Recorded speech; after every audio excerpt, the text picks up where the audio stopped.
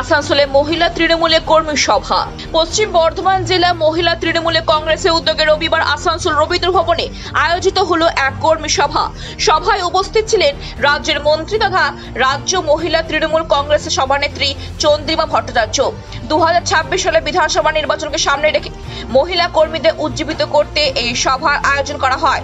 চন্দ্রিমা ভট্টাচার্য সভার মঞ্চ থেকে জানান, মহিলারা এখন আর পিছিয়ে নেই, রাজনীতির ময়দানে তাদের ভূমিকায় হবে সবচেয়ে বড় হাতিয়ার। রবীন্দ্র ভবন রবীন্দ্রনাথের নামে নামাঙ্কিত এই রবীন্দ্রনাথ ঠাকুর জাতীয় সঙ্গীত দিয়েছেন।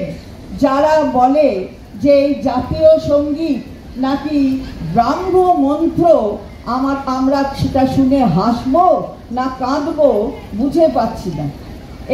এই সঙ্গীত এটা জেনে রাখবেন, আমি এটা এই জন্যে বলছি যে 5টি স্তবক আছে এই গানটার, যার প্রথম স্তবকটা জাতীয় সঙ্গীত হিসেবে গৃহীত হয়েছে। আসানসোল থেকে রাহুল পাসওয়ানের রিপোর্ট, খবর বাংলা।